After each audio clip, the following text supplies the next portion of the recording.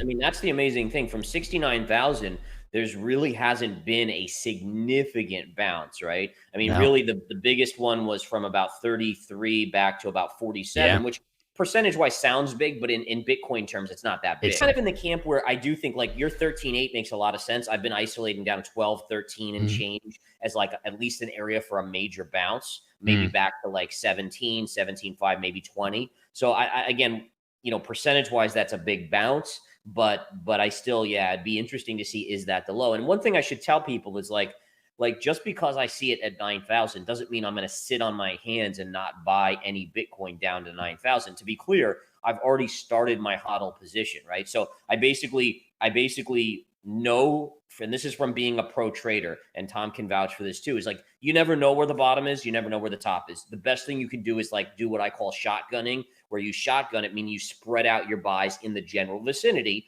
And this way you get some exposure. If it doesn't go to your low, at least you have some exposure. So for me, I basically took X amount of money and I divided into six, 1, 2, 3, 4, 5, 6.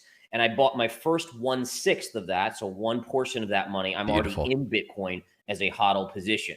And basically, when it gets below 15, I'll do another one. If it gets down to maybe 13 or 12, I'll do another one. At 10, I'll do another one. And the idea is if it doesn't get to 9, which is my target, that's okay because I've got lots of exposure by the time it gets down there. If it goes to 7, I buy a little bit more, and then my dollar cost average is low enough. So I just want to be clear is that, even pros, you can't be like, I'm only going to buy at this level. If the thesis for Bitcoin is still strong, then you kind of start to say, okay, it's low enough now. I mean, now you're at 16 where, yeah, it could go to 9, and that's a big percentage drop from Mhm. 16. But in the scheme of 69 to 16 or 9, it's not that much anymore. I think it's generally where I'm comfortable with. I don't think there's anything significant about it. Like I wouldn't do a half position because that doesn't give me like. I guess Too to much. put it in phrases, when I get in positions, sometimes I find that like my first level doesn't work, my second one, my third one, and by 5 or 6, it's pretty darn lucky, pretty good odds that I'm going to get that technical bounce. So Oh, I yeah. guess that did. But I mean, whether it's a 5th or a 6th position, that's kind of the zone that I'm in. It gives me enough ammo on the sidelines where if it does get, I mean, if it gets really, let's say there's a next situation with someone else like Binance, and I don't think there Oh, will yeah. be, but I don't think there will be, but yeah, but if there was, then I'd have enough ammo to, on that flush to kind of add to the position. yeah. I do equal orders because Mhm. my biggest fear is if I did a really tiny amount at the first entry and then Yeah. it doesn't go any lower, I'm like, well, I'm in so little bit and now it Yeah. doesn't even matter. So I just try to keep it consistent. But I do know some people that, they'll do the smallest order at the beginning and then as it goes lower, they'll do bigger and bigger and bigger. And I think that's a fine way to do it as long as you stay consistent, right?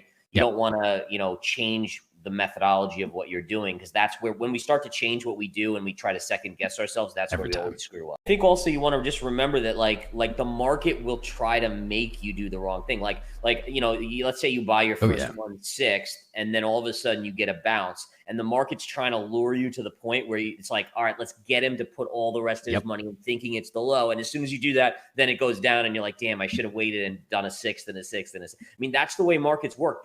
Absolutely. They're geared to mess with your emotions to the point where you make the wrong decision. True about that is because a lot of people are like, oh, it's a scam. It was the institutions. It was the big money trying. And then the reality is, it's just it take millions of people, and then their emotions and their emotional swings are what do this, right? I mean, Absolutely. it's like a mass emotional kind of bubble that everyone's living in, and Yeah. then that's how it works. And you're right. You have to get to that point. The pros are like robots. Yep. They are unfazed by everything. They just kind of do what they're going to do no matter what. And as soon as we let emotion creep in, that's where we get screwed, frankly. The thing is, like you can, like literally, we could, and you and I could, I mean, we could teach people how to read charts, fib retraces, Yep. bottoming tails. It's what the one thing we can't teach is like discipline and emotional control. That's something You that can't. each individual has to deal with on their own. And I think the biggest thing too is like, if you ever want to, for those people watching, like you want to become a pro trader, you want to become someone who's a robot. It doesn't just like start where you go to your computers and you're like, okay, I'm going to be a robot. You actually have to employ some of these discipline techniques at home, like in your everyday life. And what you'll notice is it starts to carry over, just like any type of becoming an expert in anything takes more than just like showing up at a job and becoming an expert. You got to work on it through the whole thing. And I think that's what people don't understand too, is that, are you someone who sleeps all day and you're like, oh, I'll do it later? Or are you like, okay, I'm going to make a plan and I'm going to follow through with this plan, do my dishes, do my laundry, do this, so it starts at home for sure.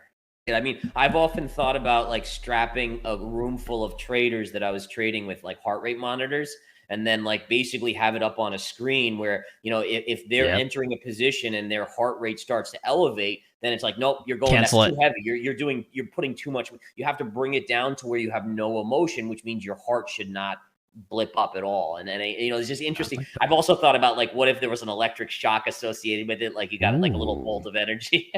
For me, if I put all my net worth in one trade, you're gonna freak out. I'm gonna be emotional. Like, I'm gonna freak out for you. Yeah, right. So it's about knowing where that level is, where you can put money in, where it's not going to create that emotional response. And then what you're going to find is you're going to make the right decisions based on the charts, based on lack of emotion. As soon as you go above that, you're going to be like, oh my God, what's going on? Which, like, is Bitcoin going up or down? And then that's where you just lose it. You might as well just give your money to charity at that point. Awesome is to like have a software that overlays your trades with your heart rate. So like, at what time of day did you make this trade? And then what does your heart rate do? And then when did you exit the trade? And kind of seeing all that. It's just a super cool idea, man. I mean, I don't have in general, you just want to kind of be aware that there's still a lot of stuff going on with the FTX scenario. And I think, even before FTX, there was I believe I remember that the government was holding like 150, I don't know if it was how many Bitcoin, but just be aware that these type of stress scenarios will create situations where there's going to be forced selling in crypto. So there's going to be a little overhang for now. And it probably is what forces it down to 13.8 or 12 or 13 or maybe 9,000. So just be patient, but at the same time, maybe layering in dollar cost averaging slowly is a way to start to get exposure.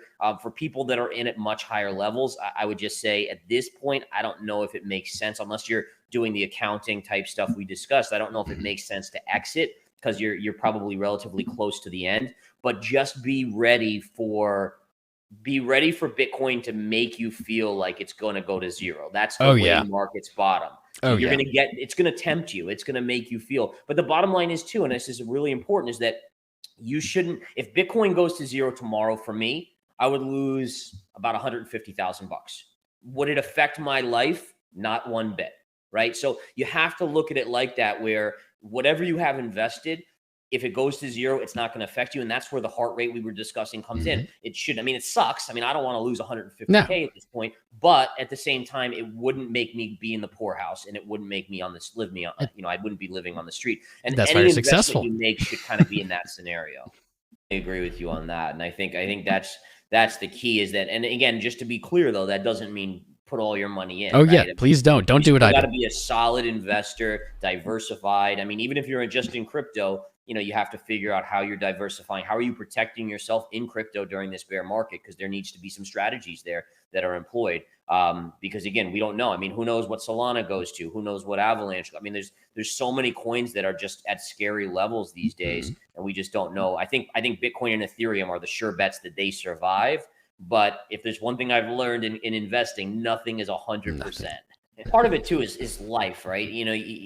I learned this early on. And by the way, I want to be clear to everyone that like the only reason I'm at where I am with knowing about diversification and like, okay, the odds and this is because in my early years, and I've done this for so long, I did everything wrong. I made every mistake that everyone else. I put all my money in a small stock and like it went to zero and I lost it all. And then I had to build up again. So it's coming from knowledge of actually screwing up that's made me finally learn. And by the way, I didn't learn after one time. Like I made mistakes like 10 times before I finally learned. So no one should feel like they can't learn this stuff and get to a point, but certainly make sure you understand that investing is a slow game. Like the leverage in crypto, it was great in the bull market. Now you get wiped out in a split second with leverage. So think about slow and steady really does win the race. And that's how I built my cash hoard and my money and my wealth, is that as soon as I learned that, then I actually started to make money, because it's all about compounding, right? Just like compound interest,